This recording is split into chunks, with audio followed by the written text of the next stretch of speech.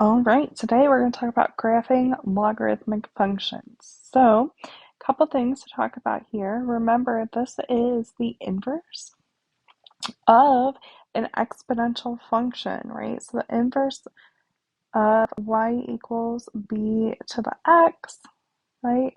Which graphically looked like this, and it had a horizontal asymptote right here at x is 0. So imagine this is that identity line. And so our graph is going to be flipped over that, reflected about that line. And that's how we got this guy here. So this is I'm just going to make sure that we understand that this is extending down here. All right, so this is the logarithmic function graph. The parent function is log base b of x. B will change, right? Depending on, like with the exponential, depending on what the base is that you're dealing with, right? So it might be 5, might be 6, might be e. The domain and range, you'll notice they are swapped of the exponential function. So our domain is restricted. It's from 0 to infinity. This is not inclusive. It's not including 0 because we have this vertical asymptote at x is 0. So we denote that by graphing a dashed line here.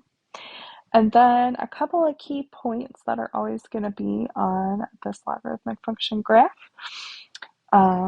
We're going to have 1 over b is always going to get you out -1. This is kind of just derived from the properties of exponents. When you plug in 1, you're going to get out 0, and when you plug in your base, you're going to pop out 1. All right, so we're just going to graph two parent functions with two different bases, not transformed or anything, just to kind of get the hang of what's going on here. So first thing is we're going to complete the table, and that's going to help us plot points.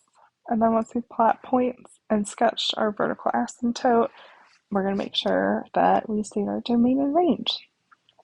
All right, so this guy's got a base of 3, so that means that we're going to have x coordinates of 1 over 3, 1, and 3 that we're going to plug in. And our corresponding y values will be -1, 0, and 1. So I'm just going to go ahead and plot those points.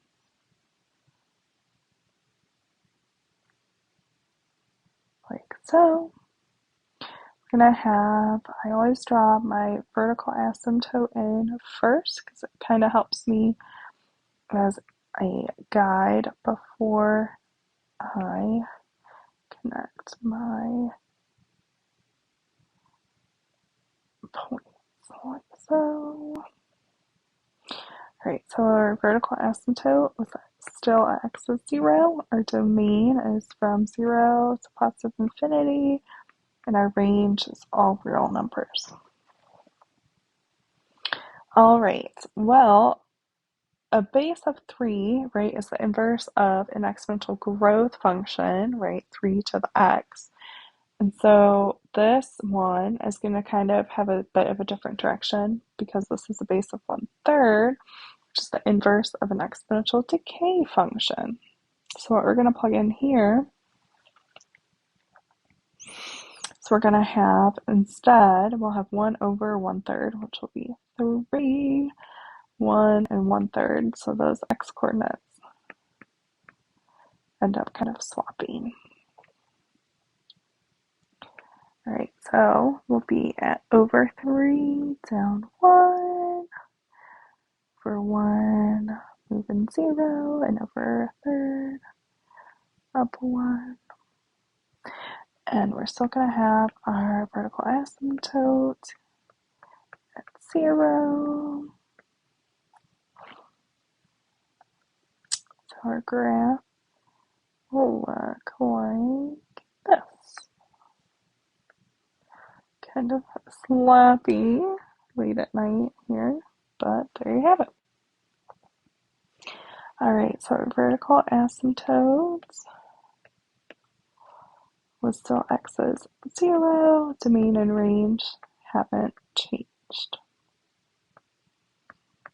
Alright, so now that we kind of got the hang of what this function looks like, logarithmic functions can experience transformations like the graphs that we've studied previously, right? So a here can still account for vertical stretch or shrink or dilation, depending on the words that you use.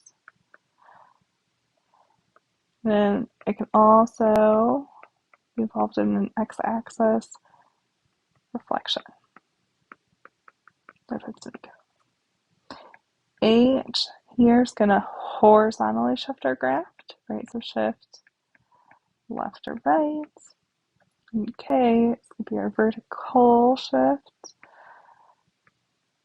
So it's going to shift up or down. Just like before. So we can actually use our knowledge of the parent function and transformations to help graph these logarithmic functions.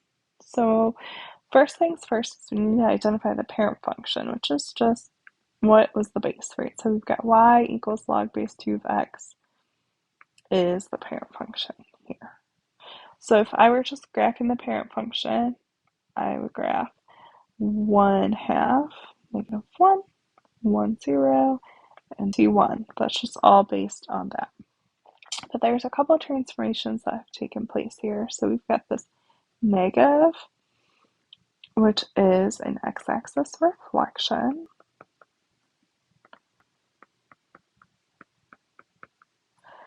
And we have this my x minus 3 here, which means that my graph moved right 3 units. So what I'm going to do is this table here is for my transformed function. And I think about what those transformations are doing to my graph. So an x-axis reflection negates all the y values. And a shift right 3 takes all of my x values and adds 3 to them. So what I'm going to do is take my parent function, order pairs, and transform them. So 1/2 getting plugged in here for x plus 3, that'll be 3.5. 1 plus 3, that'll be 4. 2 plus 3, that'll be 5. And then same thing here, I'm going to plug in my y values. They'll just get negated, so these will be 1, 0, and -1. Now I'll go ahead and plot those points. So I'm going to go over 3/2 of 1. I'm going to go over 4. Not move up or down at all. We go over 5 down 1. And then our vertical asymptote also got moved to the right 3. So our vertical asymptote will now be at x is 3.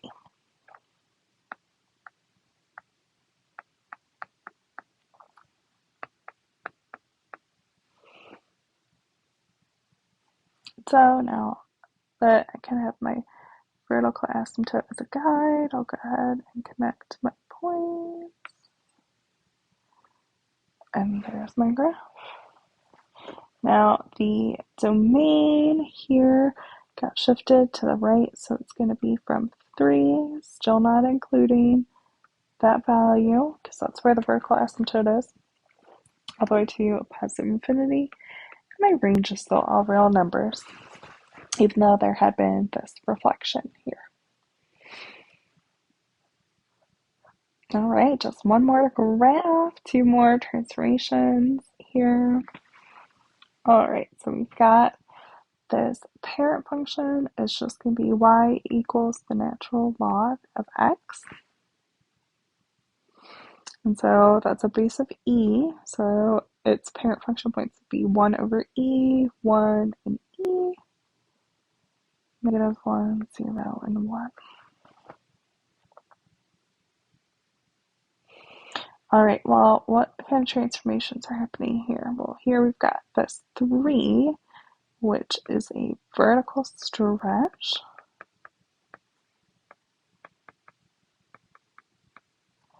by 3. We've got this plus 5, which moves our graph up 5 units. So both of those are actually only affecting our y's. First, we multiply them by 3 because we follow order of operations, and then we add 5. And our x's aren't changing at all. So our x values are still going to be 1 over e, 1, and e.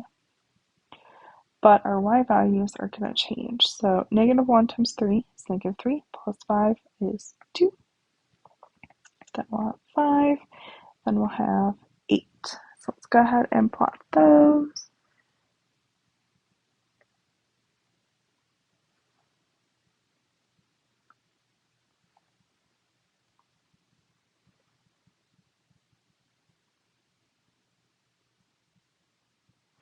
All right.